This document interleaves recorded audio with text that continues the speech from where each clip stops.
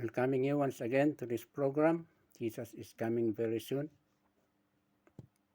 Gusto ko pong ituloy na i-discuss sa inyo tungkol sa dinidiscuss ko na 10 horns na mababasa natin dito sa Daniel chapter 7 verse 23 to 24 and 25.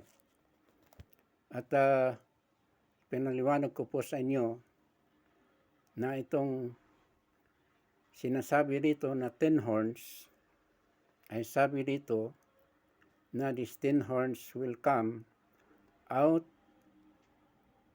from within this fourth kingdom.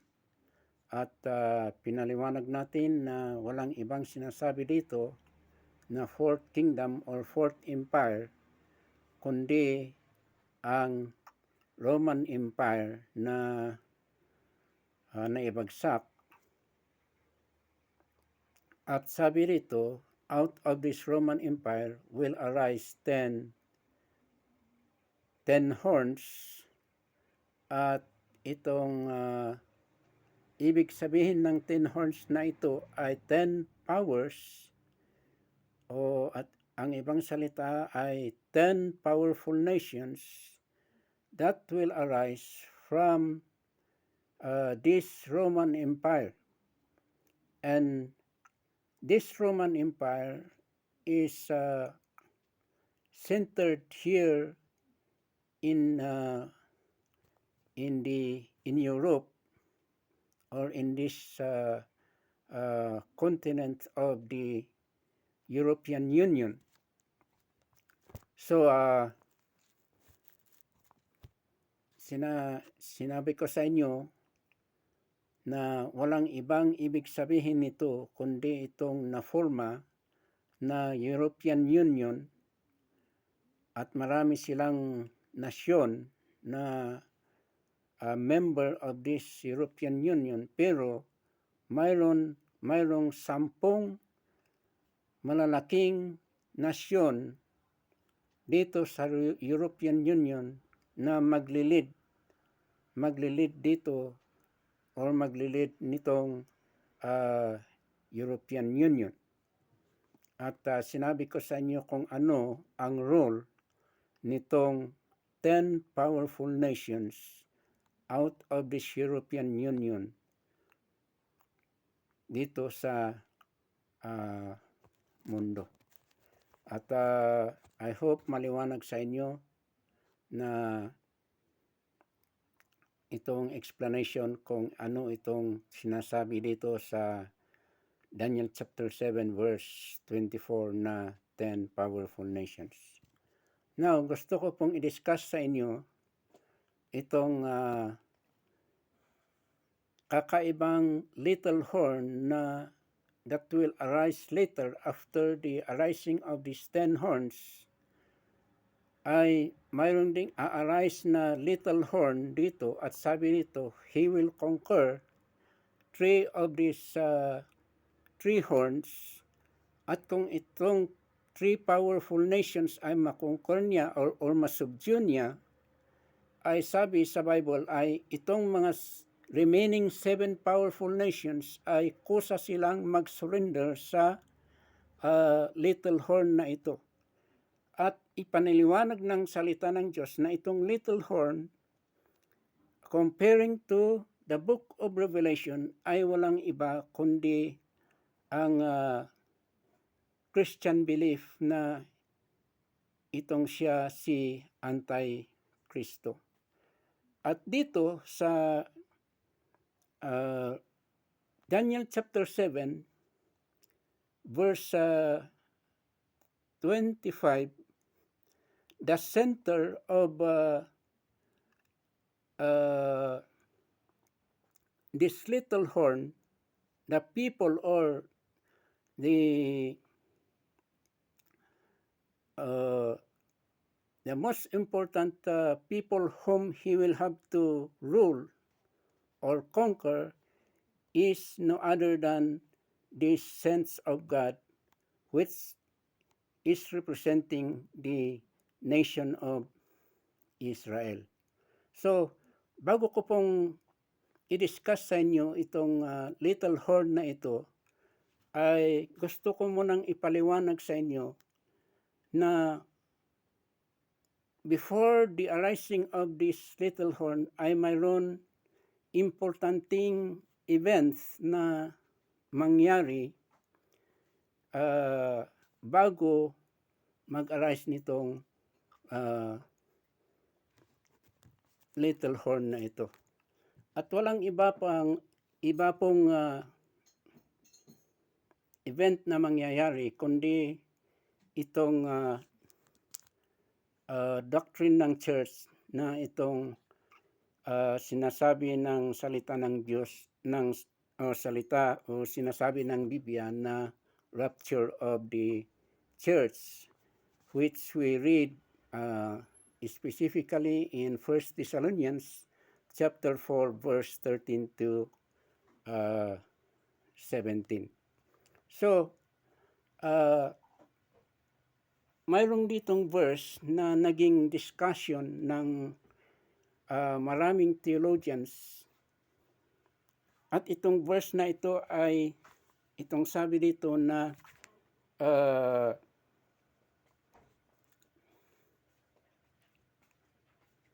itong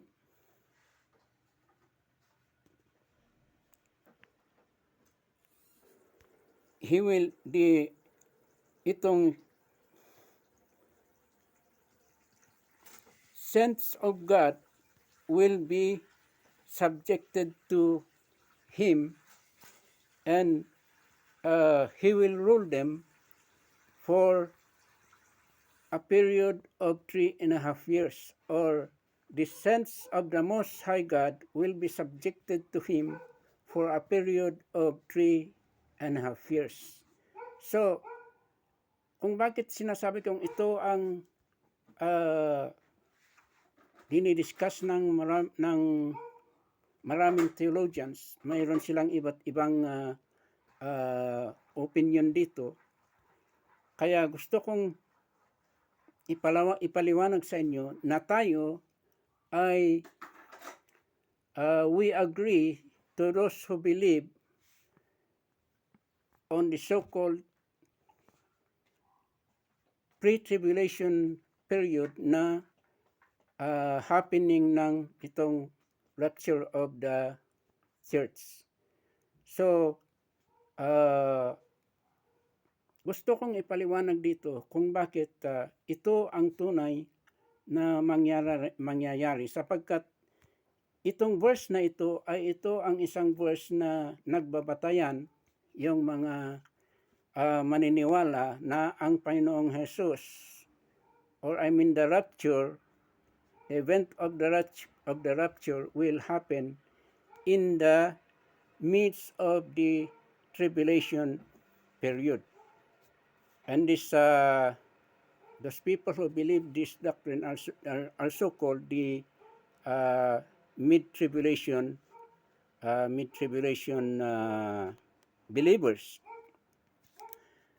So, ang una kong gustong ipaliwanag dito ay itong sinasabi ni Daniel na saints of God ay hindi refer, it is not referring to the Christian people or to the church or body of the Lord Jesus Christ, but rather this is referring to the Israelite people of whom in the Old Testament time they were called the chosen ones, or they were called the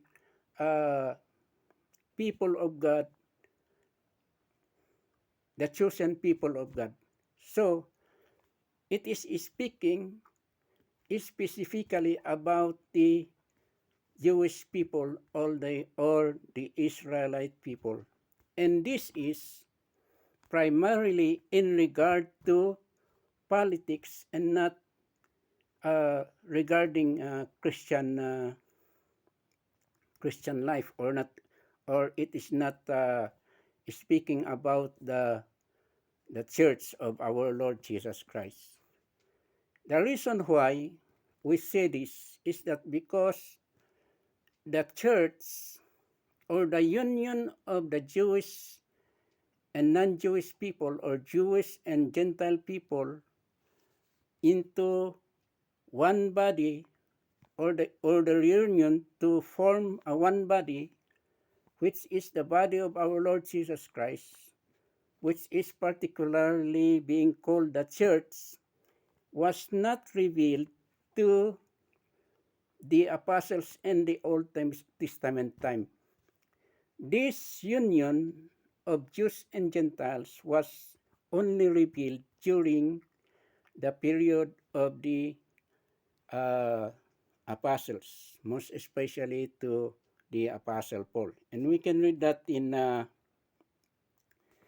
Ephesians chapter 3, verse 4 to 6. So we will try to read that, brothers and sisters. So we can directly read it from the Word of God. So sabi dito sa chapter 3, verse 3 to 6. So it says here, I will be reading in the Gideon's translation. Sabi dito, how that by revelation he made known to me the mystery, as I have briefly already written, by which, when you read, you may understand my knowledge in the mystery of Christ, which in other ages was not made known to the sons of men, as it has now been revealed by the Spirit to his holy apostles and prophets, that the Gentiles should be fellow heirs of the same body and partakers of his promise in Christ through the gospel. So ito ang mababasa natin dito sa salita ng Diyos. And other verses that we can read here is found in 1 Thessalonians chapter 5, verse 9. If we try to read Thessalonians chapter 5, verse bear with me po.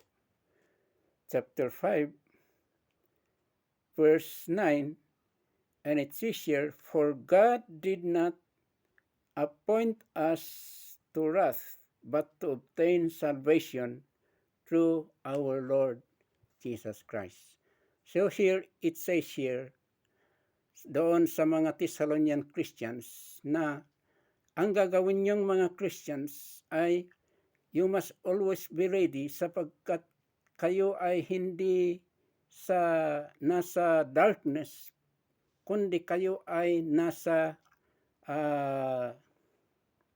light, sa liwanag, or you belong to the day. So sabi ng salita ng Diyos. So, do not be worrying about what will happen to you, what the Antichrist will do to you, but you just be ready, because God did not appoint us to wrath, but to obtain salvation through our Lord Jesus Christ. And what is the meaning of this? It means that our Lord Jesus Christ loved so much the believers, and he doesn't want that his people will undergo under the hands of Antichrist. So, ito ang mga basis kung why the Christian or the church will have to be raptured first before the appearance of Antichrist. And the other thing is that if we read in 2 Thessalonians chapter 2, verse 7, there's a verse there that it says, and you know who is upholding, so that he will not, we will just read it so we cannot, hindi tayo magkakamali. Ano ang sabi dito sa chapter verse 7? Sabi dito, for the mystery of lawlessness is already at work. Only he who now restrains will do so until he is taken out of the way. So, ang paliwanag natin dito ay, sabi dito, ang misteryo ng wickedness ay it is already at work, it is working. But then, it is being hindered because of that person or of that one who is hindering the appearance of Antichrist. So, it plainly states here, only he who now listeth will list until he be taken out of the way. Other theologians or other commentators explain this as it refers to the church or to the Christians. But no, we have to consider the pronoun being used here, he. So, what or who is the one to whom only this pronoun is being referred to? It is no other than the Holy Spirit of God. As our Lord Jesus Christ has been teaching has been saying in the book of John, saying about the Holy Spirit, saying, when He will come unto you, He will teach you into all things. And so this pronoun He here is being referred to the Holy Spirit of God. And why do we say that the church or the rapture will happen first before the coming of Antichrist? Because we have to understand that the Holy Spirit was given primarily and particularly for the believers to be their advocate or to be their comforter or to be their helper or to be their guide or to be their protector. So that is the work of the Holy Spirit to the Christian people. And so, it means that the Holy Spirit of God will not just leave the Christian people here on earth and go away and allow Antichrist to come and rule or punish or trouble these Christian people. No, it must have to happen first that the rapture of the church or the going out of the Christian people here from earth will have to occur before the Holy Spirit will also go away from this earth. And so we have to understand that the people, the believers only will have, enduring the rule of Antichrist, will have to suffer so much persecution because there will be no Holy Spirit during that period to comfort them and to protect them because the Holy Spirit has gone out of the way. But the church, the true believers who already have given their lives to the Lord Jesus Christ, must have, or let us just say, the true believers in Christ, not the half-half or the lukewarm Christians. The true believers will have to be caught up or to be raptured first before Antichrist will come. But in regard to what other theologians say about the lukewarm Christians, they will be the one to be left here on earth that will have to go under the hand of Antichrist. So this is the explanation, brothers and sisters, regarding the rapture of the church or regarding the event that will have to happen first before this appearance of Antichrist.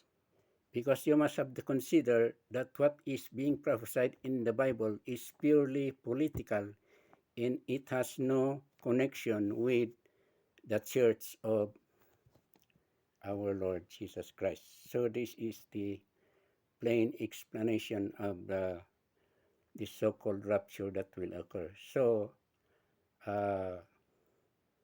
we do not believe in, that is the reason why majority of the Christian people do not believe in mid-tribulation period or in the post-tribulation period, but majority of the Christian people or majority of those theologians and teachers of the Word of God believe and stand by this proof that the church will have to be raptured first before this coming of Antichrist. So, maliwanag ito mga kapatid.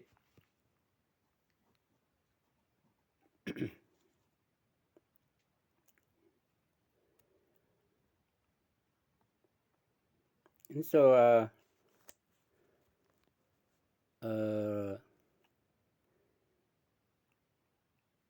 may I just say that we must have to inculcate in our minds, because the Bible says we must not have to live in fear, because fear brings torment.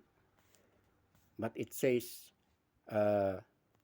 if we live a true Christian life, because if we love God truly, it says in the Word of God, love casts out fear. So if we love God,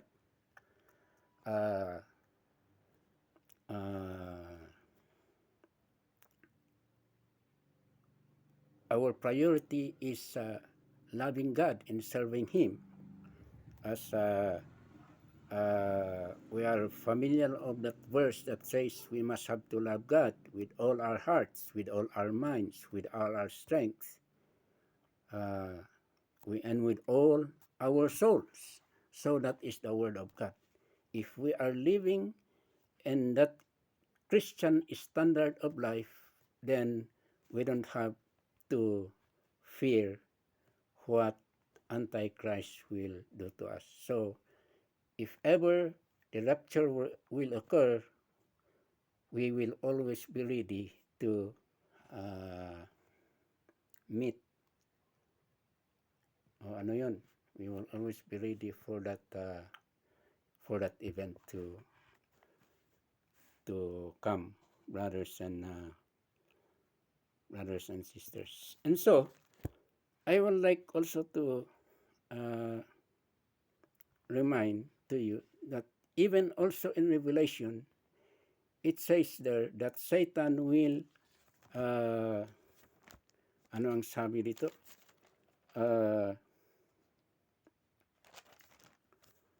Ang sabi dito, it was granted to him to make war with the saints and to overcome them, and to overcome them. And authority was given him over every tribe, tongue, and nation. So, we must have to understand that this verse refers also to the Jewish people, because they were the original saints of God. So this is not referring at all to the Christian believers or to the church. And so, maybe I can say here that when Antichrist will rule, this Israelite people, it may not necessarily be understood that they will have to be, Antichrist will have to persecute them and to put them into persecution. Only that he will appear to the Jewish people as their Messiah. And so the Jewish people may think that He is the one can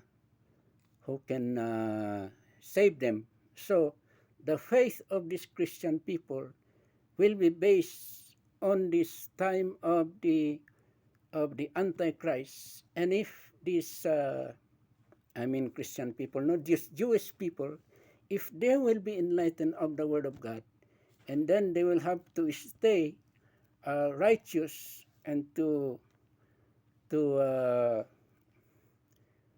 to believe the Lord Jesus Christ, and they will oppose this Antichrist, then those Christian or Jewish people who will understand that and will oppose this power of Antichrist, they will be the one that will be uh, persecuted persecuted so much during that period, because they do not what I mean to say, hindi nila ibinigay ang kanilang sarili or kanilang tiwala sa false Antichrist na ito. So kaya maraming mga Jewish people na mag-suffer during that period, and not also the Jewish people, but what we call a while ago, those lukewarm Christian people, they will be left behind because they are lukewarm in their faith, and so they will be left behind. But during this role of Antichrist, they will realize that they are wrong, and so they would have to stand in their faith. And so, in their coming to realize that they are wrong, and so they do not submit, they will not submit themselves to this Antichrist or this false ruler, then that will be the time that they will be persecuted by this Antichrist. So, this is the plain explanation of this Word of God, especially about the rapture of the Christian people or the believers on the Lord Jesus Christ. So, thank you so much again, brothers and sisters. I hope you will always be interested to follow our program. Please try your best to share and subscribe, especially to subscribe this channel, so that ma-improve ang ministry ng inyong kapatid sa YouTube. Hindi ko naman ginagawa ito dahil sa anong reason, pero ginagawa ko ito dahil sa ito ang gusto kong i-share as my part in the ministry and teaching and teaching the Word of God. So please, brothers and sisters, those of you who are Christians and who have knowledge of these things, even if you know these things, but please support me, your brother in Christ, by subscribing and liking and sharing this vlog that I am sharing with you. Thank you very much, brothers and sisters. I am praying for you, and may God bless you always. So next time, we will continue to discuss about this little horn that is being mentioned here in the book of Revelation of Daniel, and then we will try to compare to the book of Revelation. So thank you so much, and God bless.